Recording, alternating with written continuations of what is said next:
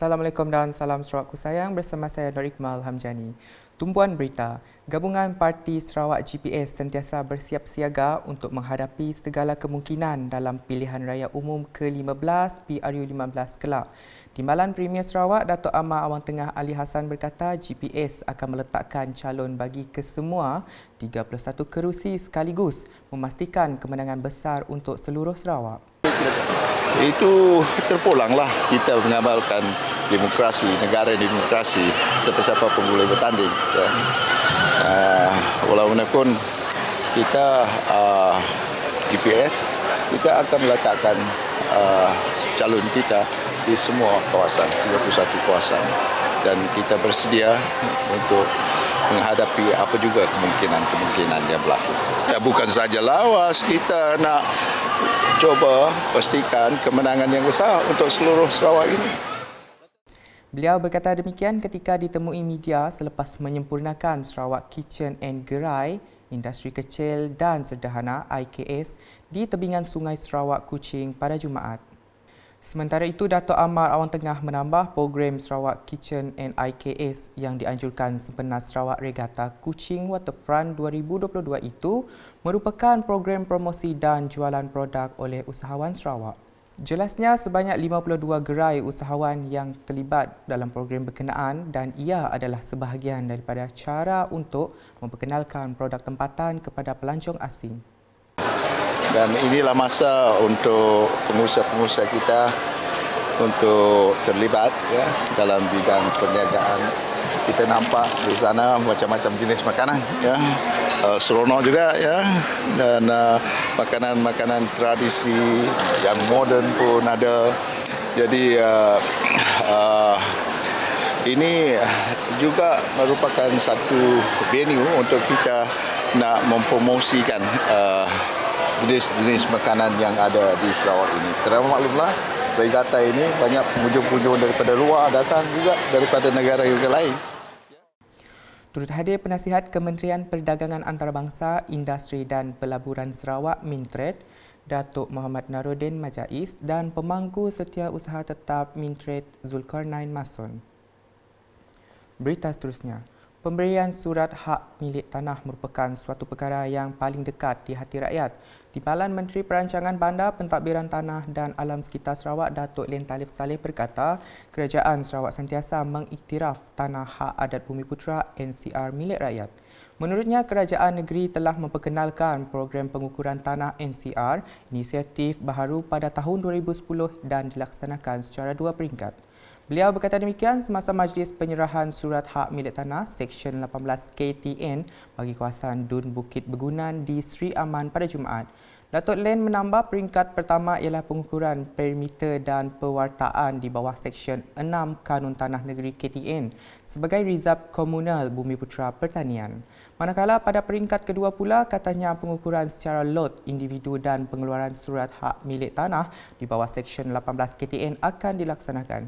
Dalam majlis itu, seramai 448 orang penduduk di Dun Bukit Bergunan telah menerima surat hak milik tanah di bawah Seksyen 18 KTN.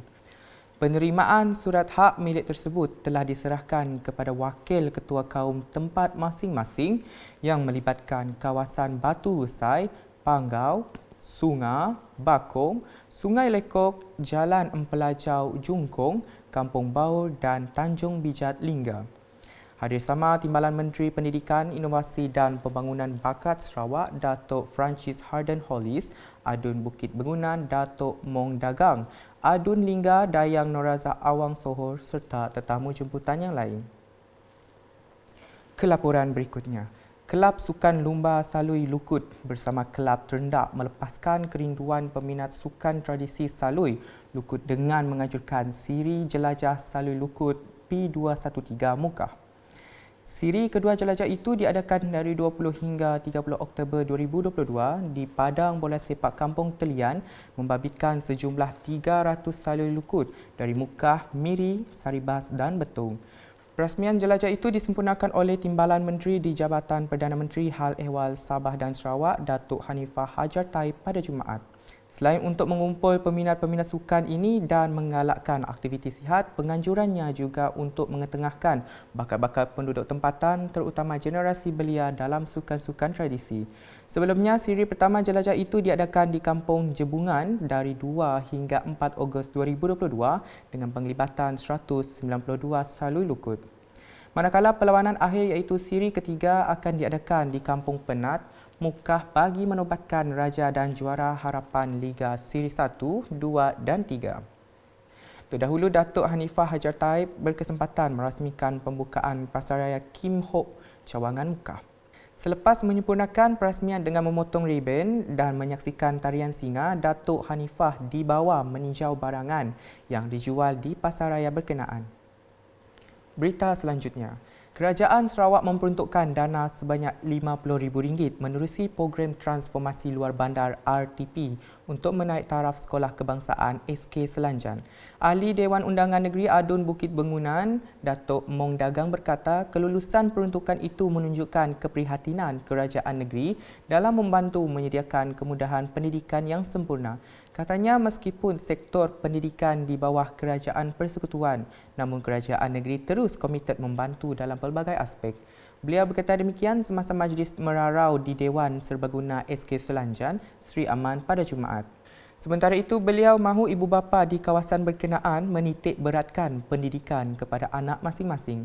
Malah katanya kreativiti pendidik untuk mendidik anak-anak adalah sangat penting untuk menambah minat mereka belajar. Paparan berikut pula. Konvoi bermotosikal mampu mengeratkan persefahaman antara rakyat di antara dua negara menerusi pelbagai program penjelajahan.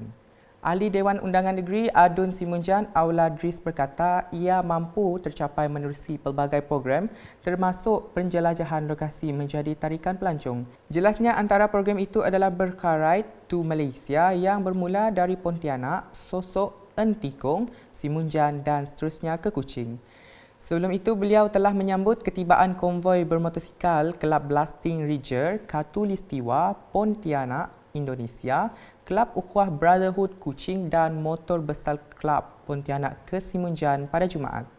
Program konvoi anjuran motor besar Kelab Malaysia Sarawak, Charper dan Pusat Khidmat Adun Simunjan itu disertai seramai 70 orang penunggang motosikal berkuasa besar. Tujuan program itu adalah sebagai aktiviti bakti sosial kelab permotoran di mana mereka telah menyediakan sebanyak 10 bakul makanan yang diserahkan kepada 10 penerima golongan asnaf di Simunjan. Siri jelajah tersebut bermula 28 hingga 30 Oktober 2022.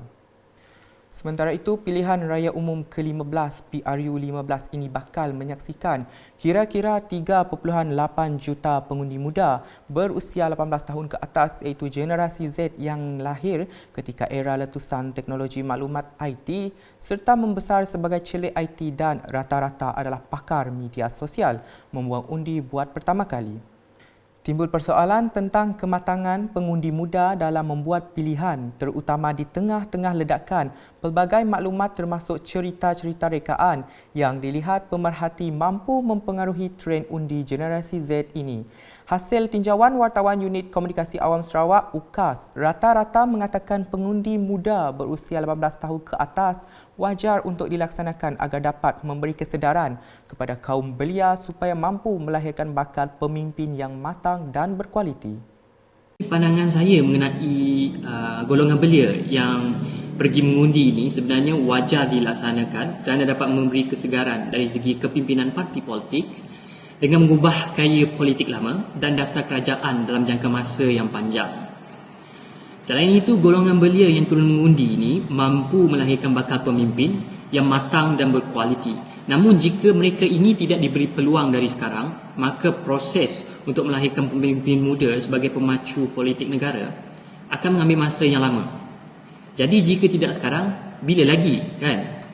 Input-input yang boleh kerajaan berikan dengan golongan belia ini sebenarnya dapat mematangkan golongan belia. Kerana proses dalam meningkatkan sumber pendapatan ini melatih golongan belia untuk berfikir mengenai keadaan semasa ekonomi negara kita. Mereka juga tahu ia akan memberi kesan kepada mereka pada masa akan datang. Seperti saya adalah belia yang bakal mengundi buat kali pertama untuk PRU 15 kali ini.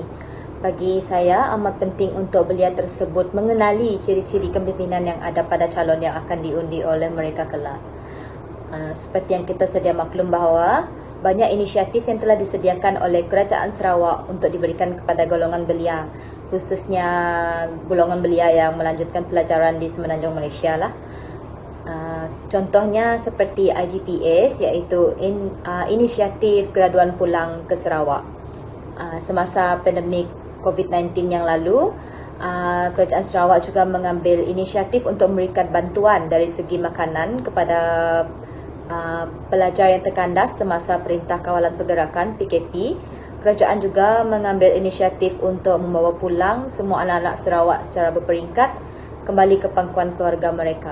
Seperti yang kita sedia maklum, PRU yang ke-15 akan diadakan dalam masa yang terdekat. Maka ini merupakan tanggungjawab kepada seluruh rakyat Malaysia, khususnya bagi golongan belia. Pemilihan calon yang untuk diundi adalah berdasarkan kredibiliti mereka masing-masing. Jadi bagi kami belia, seseorang calon yang akan diundi dan akan menang merupakan simbol of hope bagi kami. Jadi penekanan terhadap kebajikan pelajar dan juga belia haruslah difokuskan. Jadi dengan ini saya menyuruh seluruh rakyat Malaysia dan juga golongan belia untuk keluar pergi mengundi untuk menentukan masa depan negara.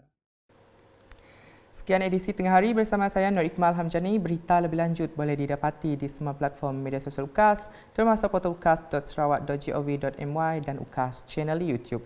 #menyebar fakta, salam UKAS.